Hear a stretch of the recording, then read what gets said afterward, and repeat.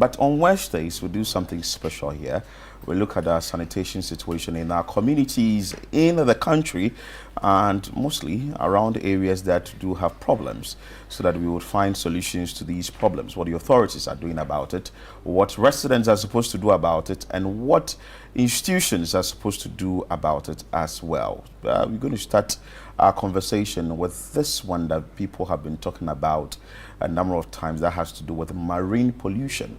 I don't know the last time you visited a beach, but if you have visited in recent times, you will notice that we are not fighting as hard as we should when it comes to keeping our beaches clean. Our correspondent, or my colleague in the newsroom, Ajubi Wiafe Akenton, filed a report from the beach and actually indicated that a number of issues are really happening there. Chris, this issue is a very big problem that has to be checked when it comes to the pollution of the various beaches, or even marine pollution. And that it doesn't start from just the straight from the beach. It starts from upstream. So when it rains, all the dirt and all that, and the bigger problem is waste, the plastic waste that is having a toll on most of the things that you'd find when you go to the beaches, beautification and all that. So it makes life very difficult for people who go there. Just a study that has been done indicates that some 3.1 million tons. So Ghana generates approximately 3.1 million tons of waste annually. And this report came in 2020, which plastic making up around 11% of this waste. And the majority of this is plastic waste that ends up in our waters, harming aquatic life and contaminating the food chain. Some alarming statistics indicate that the Ghana's Accra metropolitan area alone generates about 1,500 tons of waste daily, with only 10% being recycled. So a number of issues that we are supposed to look at when it comes to marine pollution. But let's check out this report. When we come back, we will have conversations around this, and we'll be speaking to some CSOs and as well organizations that are doing good job in this regard. Take a look at the Atlantic Ocean. It's a beautiful horizon as the sky meets the blue seas. If you come here at sunrise or sunset, you'd be lucky to see an amazing view, one that would be absolutely unforgettable. But cast your gaze to the shoreline. It's an absolute eyesore. Plastic waste and other waste materials have taken over. You look at where I'm standing, I'm able to see shoes that have been disposed here, bottles, both plastic and glass, weeds, foam, dresses. Some have been able to decompose into tiny particles. Others are still in the state they were abandoned, raising issues about how our waste is disposed to the extent that we see them on our shorelines. Worldwide, over 400 million tons of plastic waste are produced annually, with between 11 and 23 million tons ending up in the ocean. In Ghana, an estimated 840,000 to 1.1 million tons of plastic waste are generated each year. Yet, only a small fraction is recycled. The rest finds its way into drains, open spaces, and eventually the ocean. Today, I have visited the Shatter Beach, and as you can see, some of the fishermen are gathered under their tents, going about their business, mending their nets. I'm here with one of the fishermen. How do you say? Donku. Donku de? Kushi donku. Nti Jamestown hanum na we ye edwuma no me hu say polythene bags bebre e wo ha efi nsuo ni mu ana e be settle e wo shoreline ha say okọ eposo say okọ fish a say na e affect ofa fishes no ana say ofa plastic no Me for plastic am for plastic no beble and wonti wa ma mfa na afi ba ya ba ko an oloko afi bi no nam di entum ye nchi no beble poty bag no no odo so chi nam na ye chi no we board na do so achi and I'm so say no so we say board no to me ho yan then to me and chin am say net no ono botu wa achi na no so net no din ka achi wo na we na me ntum me share net no mu then we say wo be no ho yan afarafo no I say ball a baby and a king. Ball a jaw collian, a jaw agbogbonshi. Ball a jink and more naked look one short and way ye, and way jessuation. Now, low, if I say Anya low shwene, and now what with pea, and now for 30 crate. Can I name a lumber bow? You work a yake and not. Yeah, I can't take come about 1 crate, 2 crate. Environmental advocates are also weighing in on the matter, describing it as a livelihood and food safety concern. The plastic situation is very, very serious. Yeah, normally they are deposited upstream, and so when they are moving downstream, because of the weathering activity, so many of them are broken down into tiny pieces. And when they are broken down into tiny pieces called microplastics, these microplastics end up being ingested by some of the fish species. And you know how the value chain works. Human beings will also end up consuming some of these plastics, and they have all sorts of complications. So you read the literature and then you get to know that even in the eye, sometimes in the breasts, and even in the testicles, you see some. In 2021, the European Union issued Ghana a yellow card over illegal, unreported and unregulated fishing. The Fisheries Commission says pressure on declining fish stocks compounded by pollution is contributing to illegal fishing practices. Sometimes the ripple effect of some of these challenges, the plastics and others, if I go fishing and I would have burnt fuel, spent my time, and then I'm catching plastics and others, then I have to see what else can I do to get more fish. And so I may now decide to use what we call a fish aggregating device. Some of this is because the fish landings are bad, then the fishermen too need to adapt to ways of getting more fish. Experts are urging stricter anti-pollution measures, expanded recycling infrastructure, and sustained public education to curb single-use plastics. When you do the waste assessment or the brand audit, you are able to tell that these are plastics that are coming from a particular company. And so if you're able to tell that these are the plastics that are coming from a particular company, you can hold the company accountable. So they have to pay up, let me put it that way, they have to pay up so that at least these plastics do not get to the oceans and then also into our human systems. Conversations surrounding marine pollution have become mature. It's time that action and tangible results are seen to restore the dignity of our oceans and shorelines. For Channel One News, I am Ejubi Wiafe Akintin, Shatter Beach, Accra. And of course, the big question is, are we banning the use of plastics? Are we having banning single use of plastics? What really is the measure that the government is taking? What really is the measure that CSOs will suggest that the government should take? This is not the first time we are having conversations around this. We've said it a number of times. I remember very well that the Environment Ministry came out with the plan that, well, we are going to ban the use of plastics. And also, when there was a closed fishing season period, you would notice that after the season has ended, the fisherfolk complain that we do not get fish. Rather, we are catching plastics or waste. So it's a bigger concern that has to be addressed by all around. But joining us is the Executive Director of Eco-Conscious Citizen, Awula Serwah. She is really versed with the issues around the environment and also our water bodies. Good morning, madam. Good morning. I trust you are doing well. By God's grace. Thank you for having me. Thank you too for joining us. First of all, I want to find out from you, what do you make of the current situation when it comes to plastic waste or waste at the various beaches or at the shorelines? Well, I mean, as has already been said, you need a combination of measures.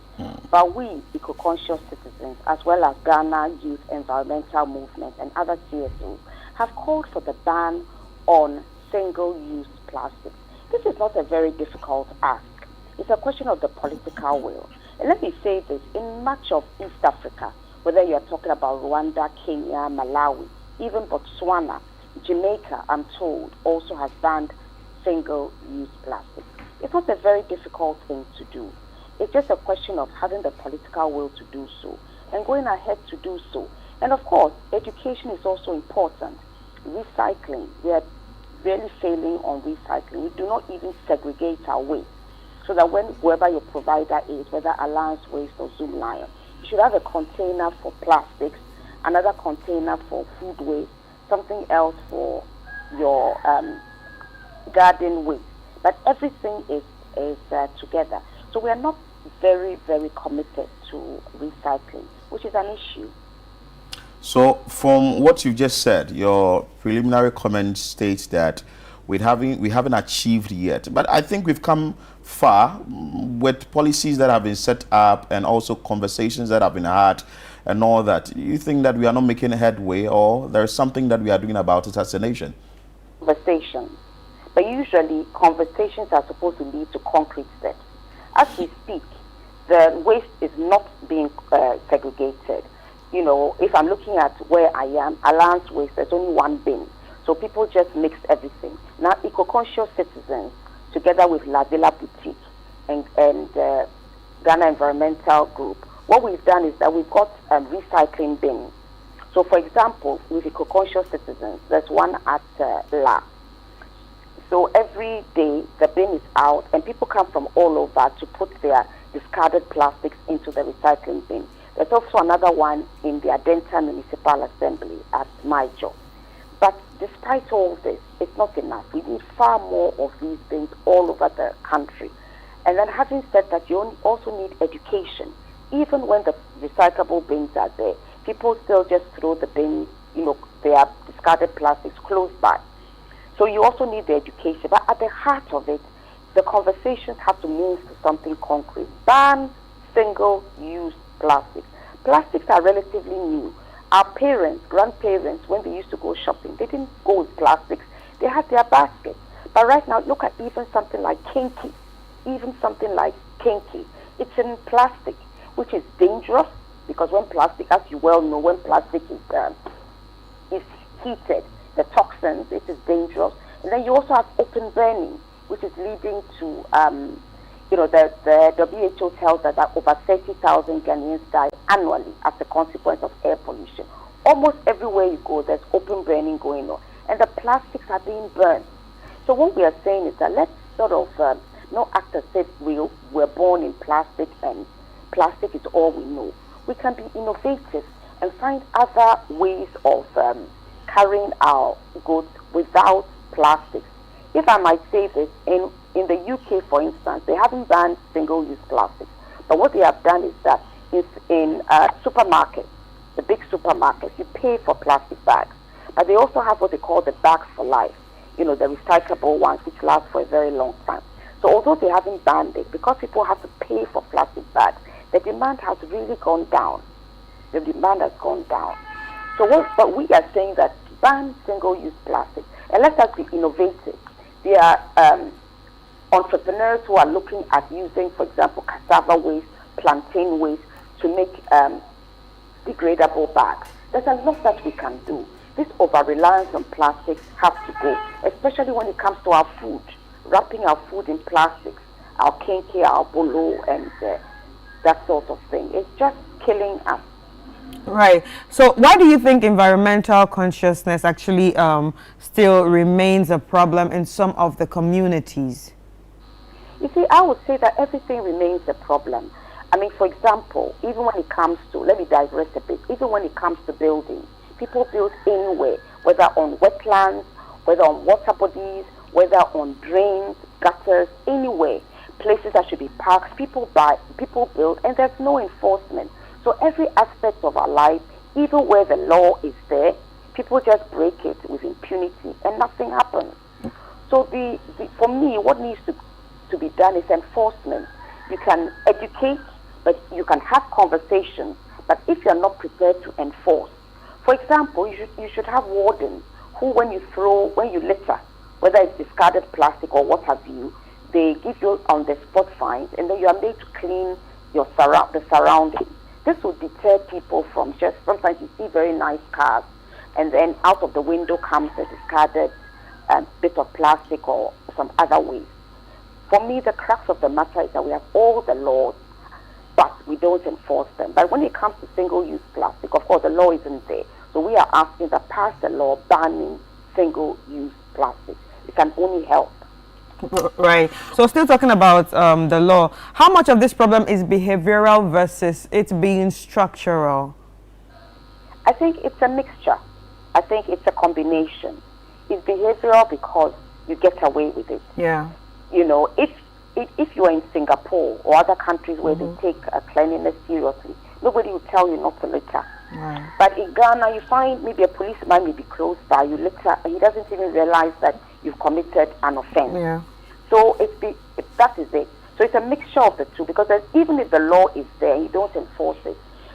Very few people like yourselves are going to observe it because they know the right thing to do, and you will do the right thing whether somebody is watching or not. But let's face it, most people only do what you inspect them to do. So they only do what they know they will not get away with. Wow. The president, John Dramani Mahama, in June last year, 2025, made mention of plans to ban the importation and production of styrofoam, which you know as takeaway packs. And per the report we also saw, we've seen that most of these takeaway packs is what we can see at the shore with the single-use plastics and all that. Do you think that we haven't made headway when it comes to some of these things now that the president has stated? The Rubber Association in people also came out to say that, well, it's not so right that you want to ban the importation and the production of it. Do you think that there are hurdles that we have to cross to achieve this that you just called for? You see, there are no hurdles. It's a question of the political will. When you know that something is right, you do it. People will always, no matter what you do, whether you do the right thing, the wrong thing, no matter what you do, people will speak. And that is why there's something known as leadership. So you know that, you know, the styrofoam is really, it's in our gutters, it's in our drains, it's causing flooding where people even die. So you ban it. You ban it. It doesn't matter what people are going to say. You are the leader. You listen to them, but where people are saying things that are not particularly constructive, there's illegal mining going on. Instead of stopping it, some people are saying, oh, they don't have a livelihood. As if because they don't have a livelihood, which I dispute. But even if that were the case, because I don't have a livelihood, then I can poison all 30 million Ghanaians, including myself. Of course not. So we come back to this. These people are thinking of themselves, that if you ban it, they may be losing some money. But sometimes you have to go into something else. If what you are in it is destroying the country, why should you continue? Diversify, go into something else. Go into using cassava waste or plantain waste. I think in Indonesia, even for disposable plates, I've seen a documentary where they are using, I believe, it's discarded plantain waste. There's so much we can do. This is where we should be putting resources for people who are trying to look at other ways of, you know, producing items that we think should be banned, looking at alternatives that don't destroy the environment. Let's remember, the good Lord, when he put us in the Garden of Eden, asked us to take care of it. We're not taking care of our environment. We're doing everything possible to destroy the environment. Right. So, are there any current policies that are actually very strong enough to protect our water bodies right now? You see, the policies are there. For example, when you come to mining, you're not supposed to mine close to water bodies. There's a certain buffer, but you don't enforce it. You look at your wetlands. Our wetlands are under siege. Even our Ramsar site. We have signed the treaty to protect our Ramsar site. But everywhere you go, we're building on our Ramsar site. Look at the Kweshi. I get calls sometimes around midnight that there are trucks filling the Kweshi. I've even contacted the regional minister and regarding this. You know, some demolition started. As far as I can see, it's come to a halt. Maybe phone calls have been made. So the laws are there, but we don't care to enforce them. And when we begin to enforce them and a few people who are well connected make telephone calls, then we stop. You know, if you're a leader, you have to be single-minded. You need to do the right thing. God be your helper. You don't have to stop doing the right thing because you're receiving phone calls. Because the reality is that when you've built on a wetland, when it rains very heavily, somebody who's done the right thing is going to be affected. So is it right that because you have chosen to build an illegal structure and you've invested money, we should just allow you to continue with the illegality? Of course not. So to answer your question directly, the laws may be there, but if we are not prepared to enforce them, it's just decoration. Right. We've come far with this conversation. We've been talking about it every now and then, but is there a study you've done from your outfit, Eco-Conscious, to know the cause, the effect of this waste, and also in the near future, if this is not kept, what will be the ramification? I can't say that we in particular have done the research, but the research is out there, and it is quite clear. That's quite clear that, you know, we talk about an existential threat from flooding. But if you look at, we've talked about our wetlands. We've talked about the flooding that is coming in. We've talked about the fact that wetlands, you know, have a great purpose. It's not just about the flooding. It's not just, it's also the fact that the wetlands, they purify the water that is coming in. So there are so many things they do. Then we have the migratory birds. You see, the whole ecosystem is dependent on our wetlands. The migratory birds coming from Europe and other places, they need a place to refresh themselves. If they come and instead of a wetland, they see a concrete building, what do you think is going to happen to them? I think the Wildlife Association has done research to show a decrease in the number of birds coming because of the fact that they have limited places to refresh themselves. So the research is there, even if we in particular haven't done it. But common sense tells us. My mother would tell you that when she was a child, the fishy, you know, the livelihood was there was tilapia, there were so many things that go there right now. We are busy filling it, building on it, whilst the authorities just look on and do nothing. They go and paint in red, stop work, and then they go to sleep. Every so often, somebody will come with an excavator, start some demolitions, and then there's a halt, and then the illegality continues. I'm not quite sure that we are making progress. What I can see is that we're going around in circles. Wow. Before you take leave of us, you have been very hard on illegal mining, like you just made mention a few minutes ago. Do you think that we are winning the fight? Is there any fight going on? We've had the benefit of seeing the expose by Joy, and we can see how there's a protection racket going on. We're talking about water bodies. You can pay, is it 3,000? I can't quite remember the amount to the to the assembly itself, and then you'll be given a sticker, and you can continue polluting the very river bodies that give us life. We know water is life. So is there any fight going on? And I believe even the spokesperson to the lands minister, Bakwesi Shando, has said that they know that there are some DCEs involved and who are impeding their attempt to put an end to illegal mining. And if you recall, in opposition, His Excellency the President made a statement to the fact that it should be the MCs, DCs, and ministers who should be in jail. So it means that he knew that this is what has been going on for some time. We've had the expose. The MCE or DCE is still at post. To me, this is just terrible. Oh, sorry. We lost Awula Serwah there. We would have just wished we bring her back for us to just end the Galamsey conversation briefly on that before we end the conversation with Awula Serwah, who is the executive director of the Eco-Conscious Citizen. But that story I read to her from what President John Dramani Mahama stated last year in the month of June. President John Dramani Mahama announced plans to ban the importation and production of styrofoam in Ghana, citing its significant contribution to environmental pollution. The announcement was made on Thursday, June 5, during the launch of the 2025 National Tree Planting Exercise, an initiative aimed at restoring the country's forest covering and mitigating the impact of climate change. Describing styrofoam as one of the most harmful pollutants, particularly due to its widespread use in food packaging, the president stressed that there is an urgent need for alternative materials. I think Awula has also made mention of some of these alternative materials that we can actually move into. The president added that the manufacturers and importers of styrofoam should prepare for the impending policy change, as the Environment Ministry then will soon take steps to formally ban both the importation of local production of the material. So we are just trying to see how best we can deal with these issues and try and get the problem resolved. We know there is a group called Ecozoil.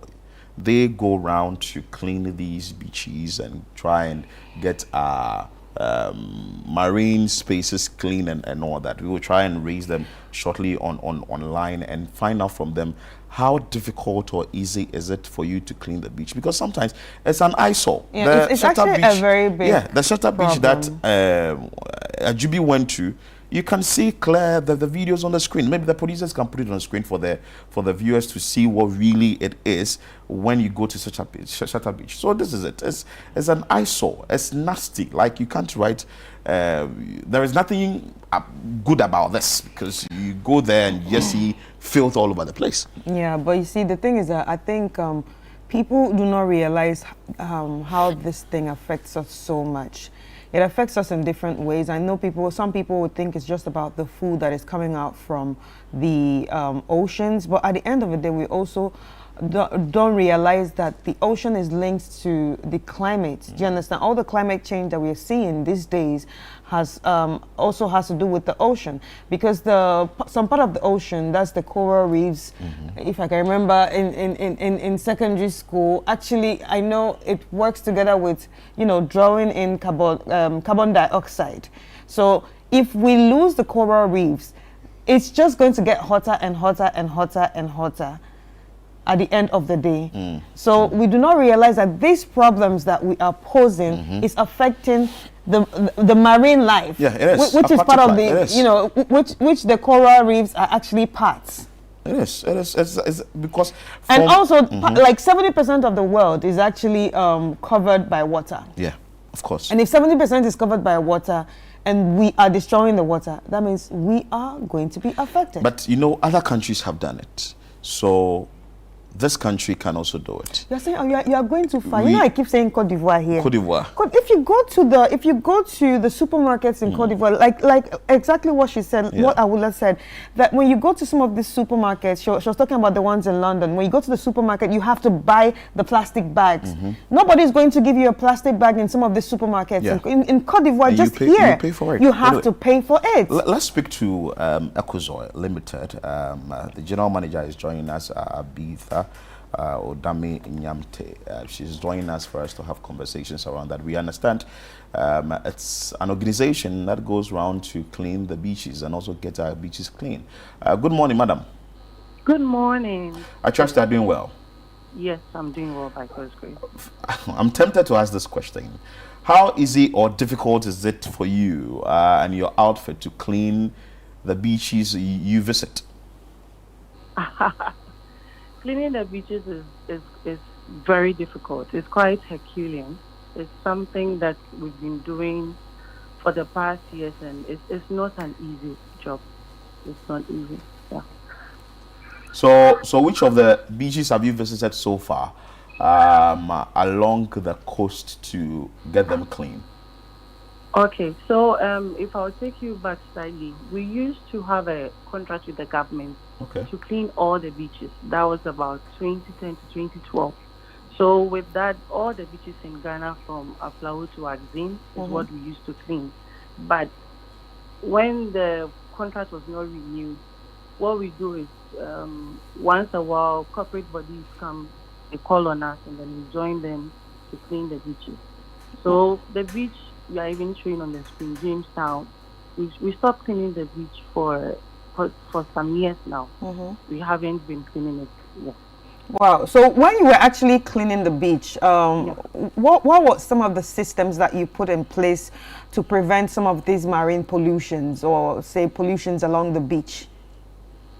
Okay, so with us cleaning the beaches, what we realize is that, like Madam Awula said, it's more of behavioral, and then there are some structures. So if you look at the beaches that are very dirty, they are the beaches that are close to the open drains. There are large drains that are connected to the sea, which brings the water from inland. So it washes directly into the sea with all that it comes with. So, for instance, the Jamestown beach you're watching, if you look at the area carefully, the Kole drains directly into it. And it's This picture you are seeing is significant with all the drains in the country that have been directed directly into the sea. So not all the beaches are dirty like this, but the beaches that are close to the bigger drains is where you have these kind of things happening. So is that to say that when you had a contract with the government, then your concentration was on beaches like these? Our concentration was on all the beaches, but these kind of beaches, we do so much more work than the other beaches. And it has gotten worse because development around the areas have increased. So even with this current beach, we do time to time clean up once a while. And even getting access to the beach to clean is a challenge. Mm-hmm. Yes, getting access to the beach. So if you even want to put a receptacle, you don't really have a place to put a receptacle where you can haul your waste into. Yeah. Madam, will you agree with me that we can't keep this place very dirty for a very long time? So from where you sit as an organization that used to do this, what do you think that can be done to get these beaches clean? Okay, so first of all, I think that the government must be willing to. Because looking at the level of waste, and there's one thing I say that waste management generally is not cheap. But when people are not responsible enough, then it becomes more expensive. And looking at the state we are in, the government must be ready to invest into waste management, one. Mm-hmm. And then two, we need to even work more on sensitization of people inland. Because when you look at the waste at the beaches, they are not generated by the people along the beach. Not all is from them. They are mainly from inland that is being washed ashore. So if we increase sensitization and then enforcement, the policies are there, the laws are there. But if we don't enforce them, we'll keep going back to this. And with this, it must be cleaned. We can't leave it because it's difficult. We must clean it, and government will have to partner. So even in the periods when we didn't have contracts, we collaborate with Corporate Ghana, where we encourage them to take the beach and adopt. And some do, and they help us to clean those beaches regularly. So those are some of the things we've been doing in the meantime. All right. So obviously, when this show started, my colleague actually talked about the amount of metric tons of plastic waste that is generated in Ghana. So it's about 3,000 metric tons a day. And I'm sure when you were cleaning these beaches, you actually experienced this with your own, eyes and your own hands and all that. But now, when you saw this, were there any reports that you made to the government, especially when you were still under, their payroll? Yeah. Were there reports to them? What did you tell them, and how did they feel about it? And what was their action towards the report that you gave them? So we always send reports. The government is aware, and you get the report that we are working on this. The feedback is we'll do something about it. Because even with this particular beaches, we engage the assemblies to find a way to create access, because I don't know how easy it will be to get the people off those places, but they should at least create an access where we can go in and then haul the waste that is being generated. And the assembly tells you they are working on it. The ministries will tell you they are working on it. So as a private company, there's little we can do to push the government to move. Wow. Awula stated some challenges that will happen in the near future if we do not pay attention to this. You have the hands-on. You have gone to these places to work at these places and also to address the challenge in your own small way. What will be or what will come in the near future should we not pay attention to this problem? Okay. If you go to other countries, the beach fronts are the most expensive part. And when you come to Ghana, the story is different. The beach fronts are the cheapest part because the level of poverty is even higher in those areas. And the level of waste, it doesn't even give the country a good image out there. Because from time to time, people come and they send videos of dirty beaches, and it looks like this beach is a representation of all the beaches in Ghana, which is not so. So it even affects the tourism potential to start with, and livelihood is being affected because the fishermen, as they've already told you, they go in and they haul waste. For this beach in particular you're looking at is characterized by more of plastic. There are other beaches that also have a lot of textile waste. So the used clothing that come in, it comes in volumes and you see it on the waves in the water. Yeah. So in that area, when you cast in your net, you catch only textiles, waste textiles, and they come to the shore, they seep into the beach. Marine life is affected. For instance, the turtle beaches we have, the turtles are not able to nest again because the waste in the soil. So this beach on the screen is plastic, but there are other ones too that are textiles. And it's a serious menace that we need to look at, because the fishes will also eat some of this waste and it comes back to us and we eat it. So the circle goes, nobody is safe. The beach is not safe, our economy is not safe, the image of Ghana is not safe, and the people of Ghana eating the fish, they are also not safe. You spoke about behavioral. People would have to be very conscious about the environment and see what they do. You think that if the government doesn't act, Ghanaians or the citizens wouldn't also act? Exactly, because people will not do what they are supposed to do if there is no enforcement or system. All right. So what are some of the policy changes that you think that that will help actually address the situation? Everyone, to address this situation. Yeah, and to be in check. Yeah, and to be in check. And also for a more sustainable life right now, because obviously this is all about sustainability. The policies are there. The policies are there. The laws are there. The assemblies have the policies. Don't litter if you litter, this and this will happen. We just need to be each other's keeper and enforce those rules. I don't think there's a need to go into to create any new rules, laws or policies. Banning plastic. Well, yes, you can ban plastic, but even before you ban the plastic, we can manage those plastics before they get into the drain. And one major thing that I mentioned, the large drains that bring water into the sea, that would be more of the government. If we have a system that can trap the waste upstream from where the drains are so that they don't get into the sea, I think that the beaches would also be safe in the meantime whilst we keep on tackling what is inland. So that is our observation. And before you take leave of us, I want to touch on these two things. You made mention of the government investing heavily into waste management. That should be what we are seeing.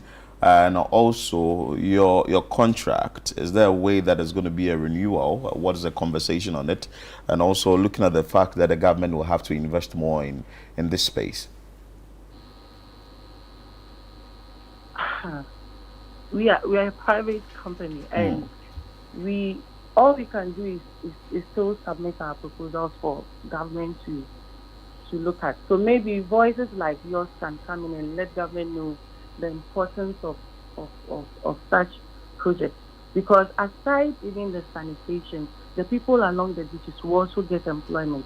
Because when we run this project, it's the people along the beaches that we use they are the people that we engage to help in this cleaning. And we also plead to corporate Ghana that as government is still taking their decision, corporate Ghana can also come on board, partner with us to help us to clean the beaches while the government still makes the decision. And even if government takes decision, we individuals can still take charge and be managing the waste alongside government. Thank you so much for your time. But is there any final words you'd want to share with us before you take leave of us officially?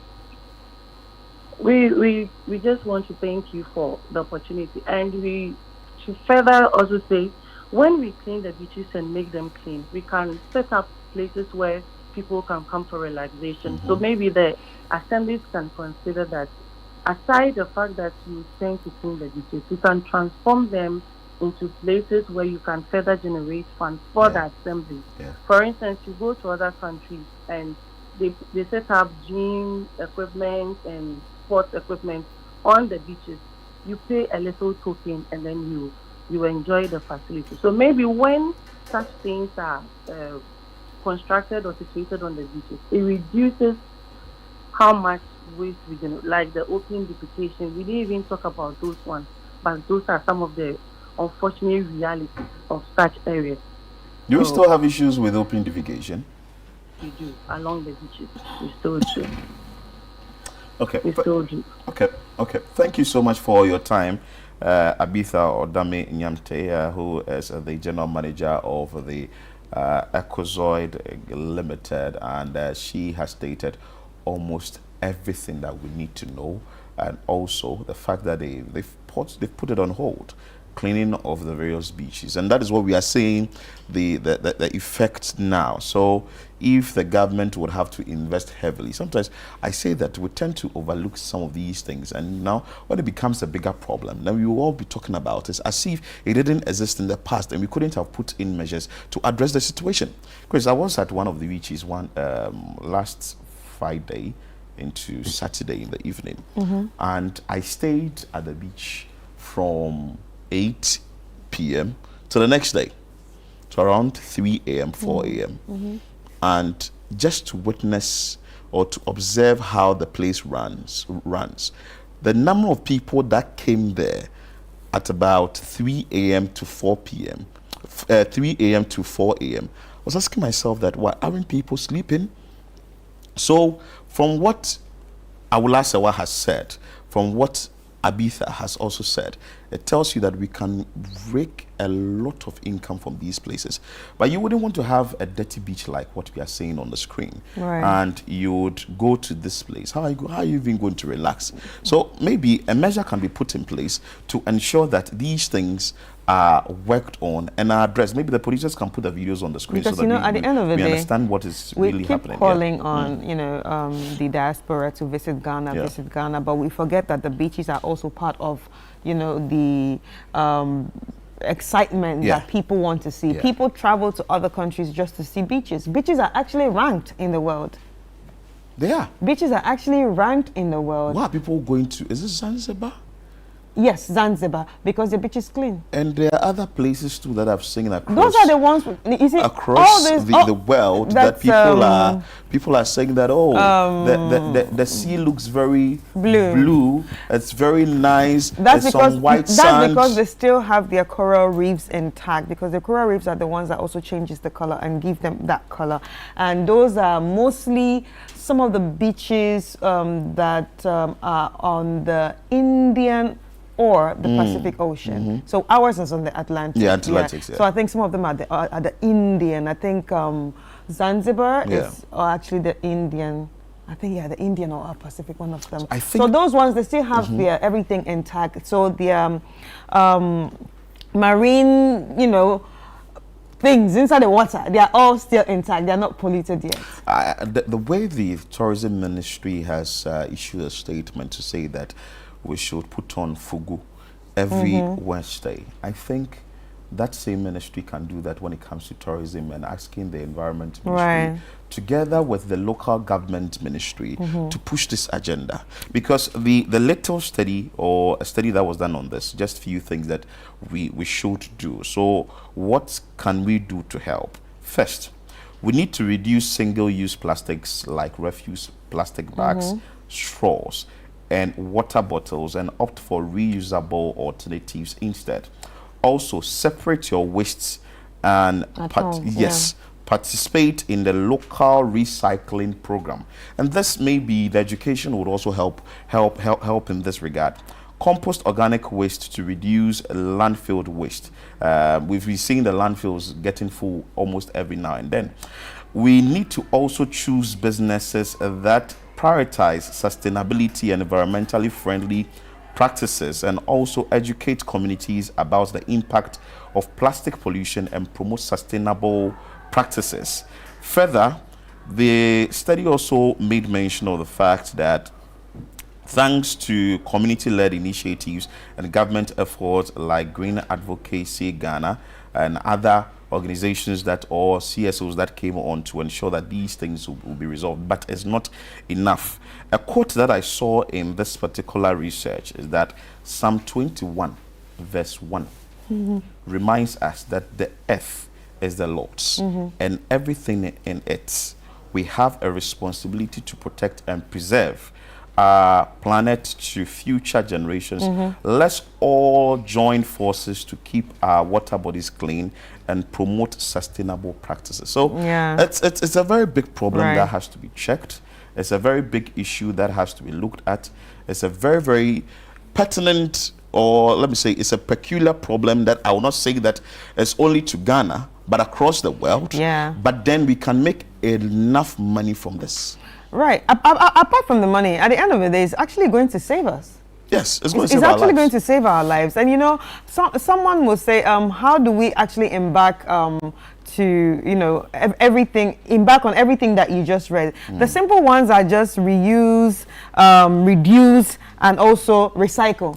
Reuse, the 3 R's: reuse, reduce, and recycle. So you just have to reduce some of the things that you buy, especially when it comes to the ones that end up, you know, giving us more plastics and all that. So you just have to reduce them. So that's it. And reuse the ones that you some sort of can investment reuse. is also needed, heavy investment. But we have spoken about it here on ChannelOne TV about marine pollution, what the government can do about it, what citizens can do about it, what CSOs can do about it, and we need enough more investment in that space.